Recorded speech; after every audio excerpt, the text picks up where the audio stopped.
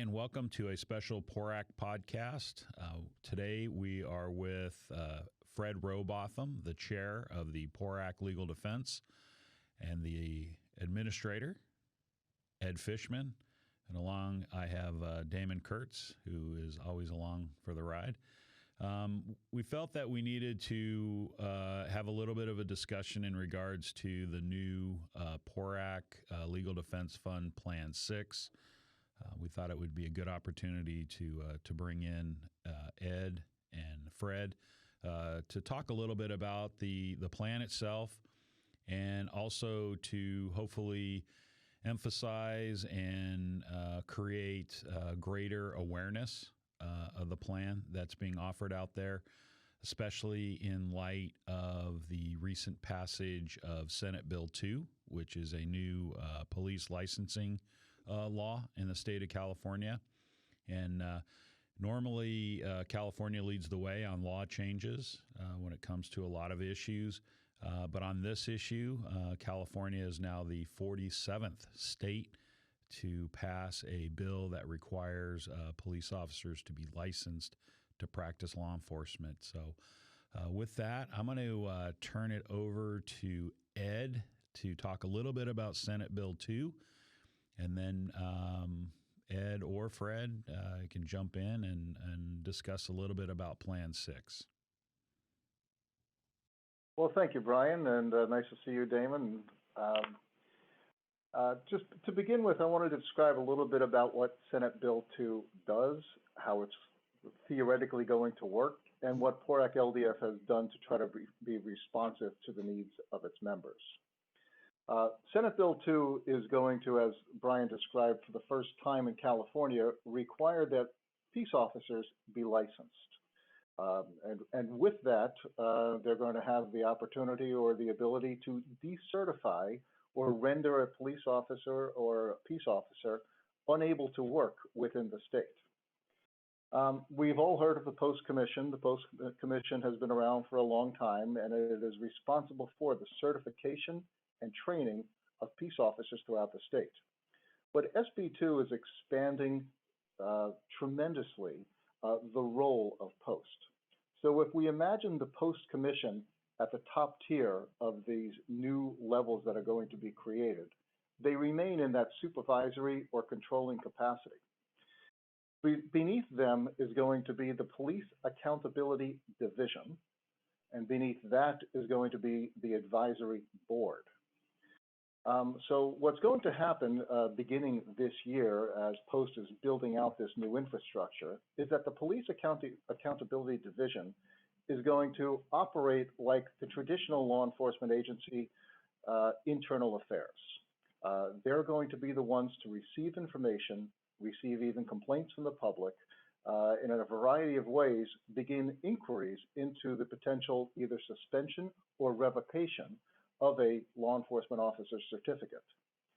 Once an investigation begins, they will have the power like a traditional IA investigation. And at the conclusion of their investigation, if they find that the matter should be sustained for some type of certification type of discipline, the officer will be notified and they'll have an opportunity to appeal. That first level appeal is going to go to the advisory board, which probably Brian is probably better to describe the makeup, but how should I say, it is not what I would describe as a friendly group.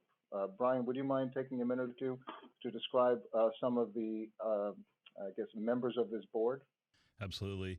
So the advisory board is going to be made up of 9 members.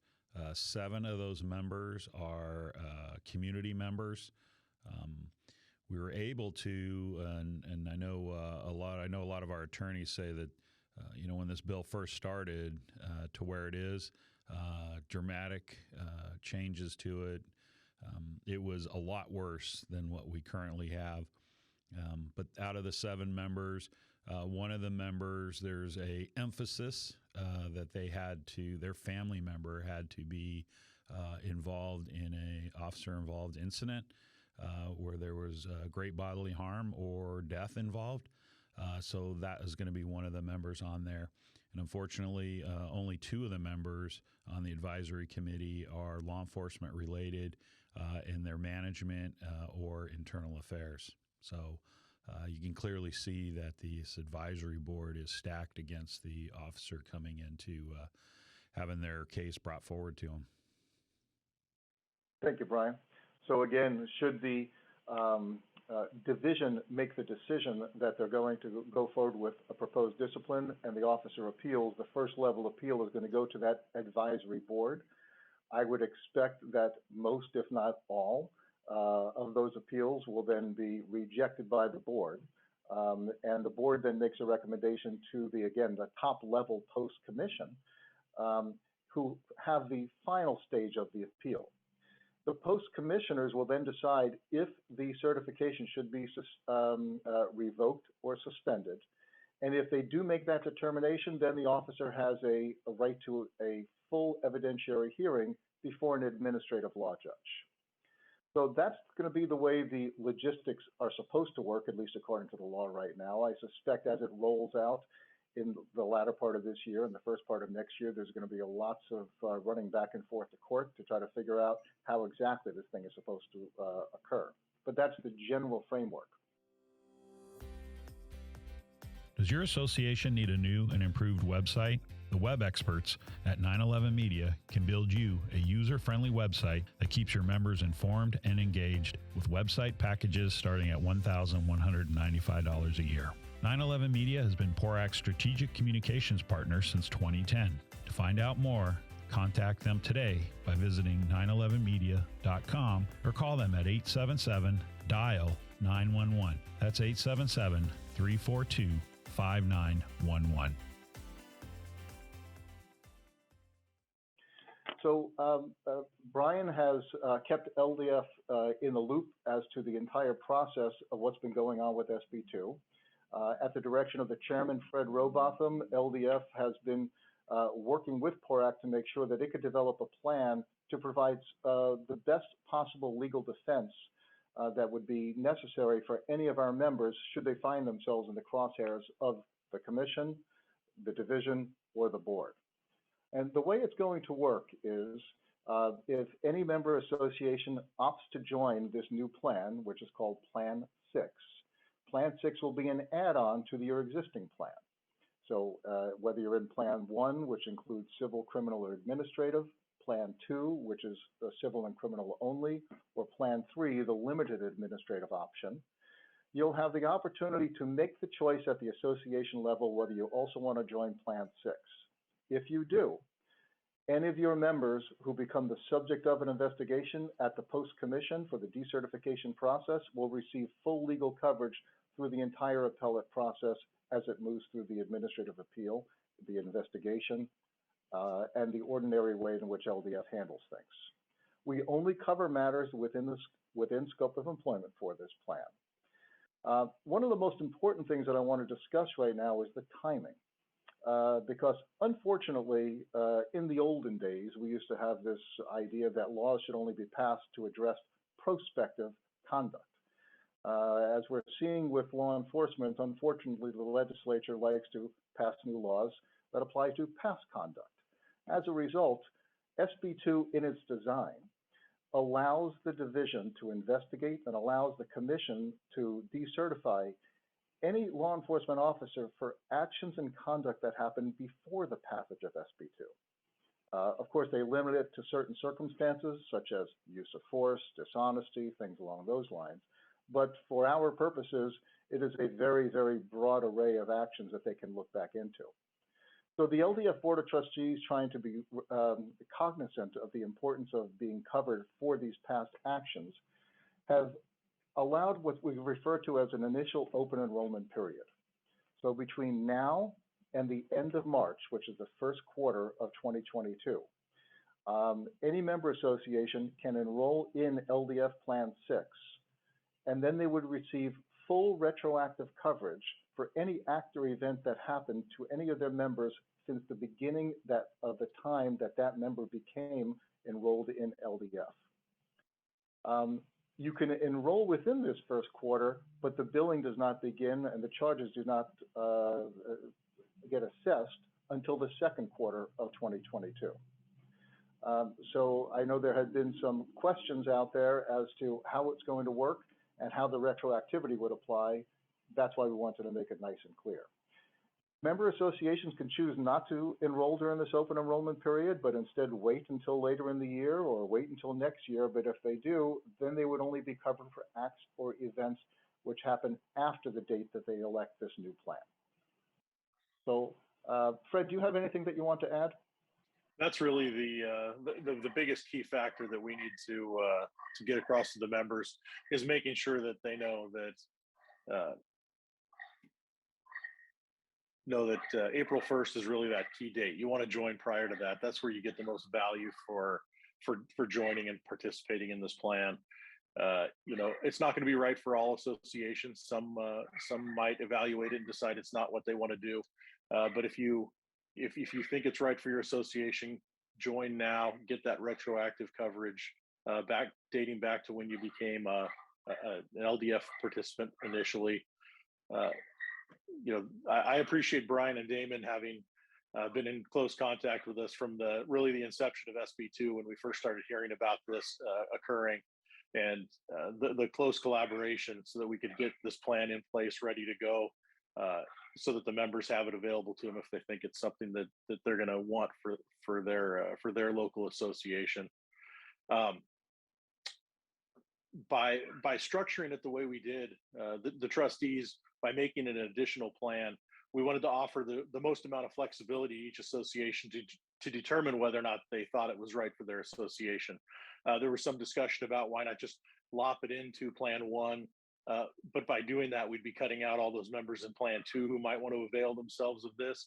And also you'd be encumbering some folks who might not think that this is right for their association, making them encumber the cost as well. This way, the most amount of flexibility has been built into the plan, and I think the members are going to derive the greatest benefit by being able to make that selection for themselves.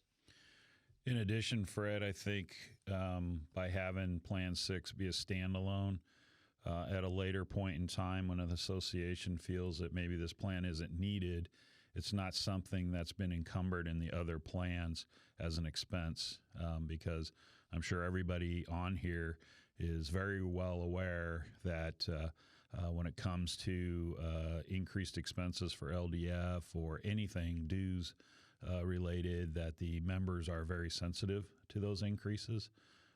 In this way, it affords an opportunity for those associations moving forward to make a determination for their organization whether they want to keep this plan or not.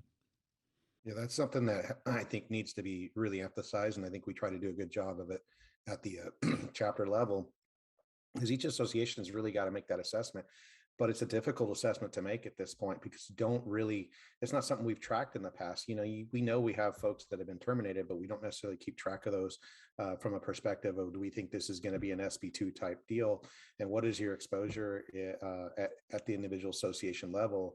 And are there still people working? Because sometimes, those negotiated settlements and things like that are confidential, and you don't really know what those may entail. And your exposure is a little bit of an unknown. And I encourage folks to take advantage of the Plan 6, at least for now, and until maybe the wave of popularity, if you will, with it, because we know there's going to be a wave of cases come through at least the very first year. I think Brian mentioned that Post is expecting at least 1,000 cases in the very first year, and maybe the same for the next. So that's concerning. We don't really know how many are out there. One of the questions that I get is the process in which a member will have to go through that. What differentiates this with the current process of, maybe we can just pay for each individual one as we face it? Are there going to be additional expenses associated with because this process is new? I don't know. I'll open that up to either Fred or Ed. I can clarify if you need it. No, I think we definitely, this is something that Ed and I have talked quite a bit about, and there's a lot of unknowns in this process. That's one of the biggest concerns is you don't exactly know what everything is going to entail. Ed and I have been discussing, there's probably going to be a tremendous amount of litigation surrounding the beginning of this as the path is forged for what exactly this is going to look like. There's going to be a lot of trips to court probably as this gets rolling. And we've already discussed as a group with the trustees, this is something that we see LDF funding to make sure that we can afford the best protection for our members possible. I'll let Ed get into the specifics of what the path looks like so far, but it doesn't look like it's going to be an inexpensive path to try to defend yourself as you go down it. Ed? Thank you, Fred.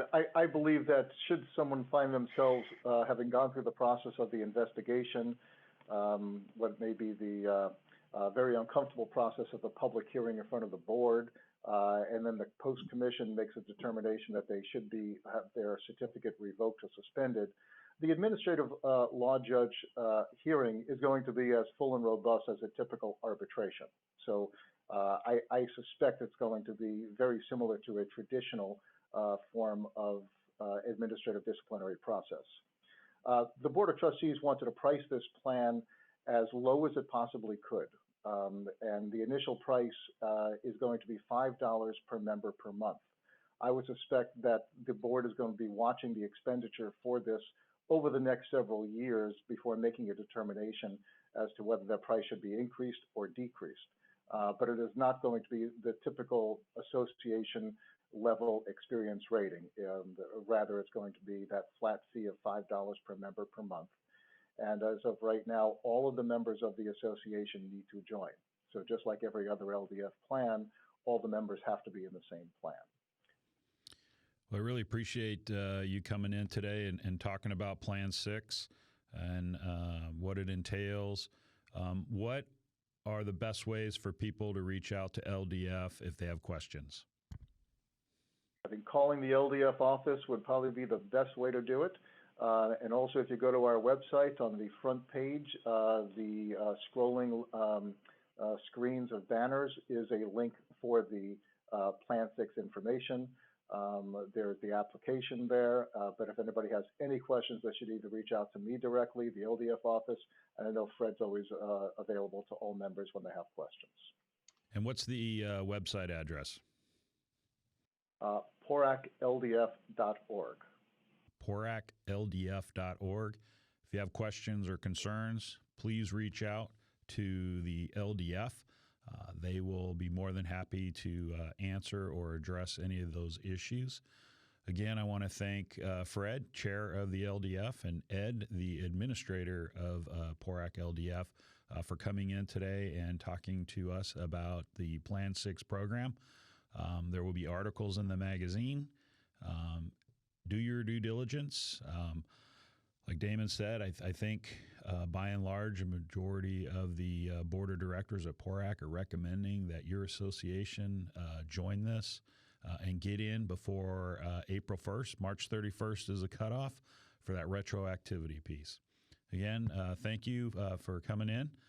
And I want to thank all our members out there for the great job that they're doing, providing the services to their community. Have a safe day. Thank you.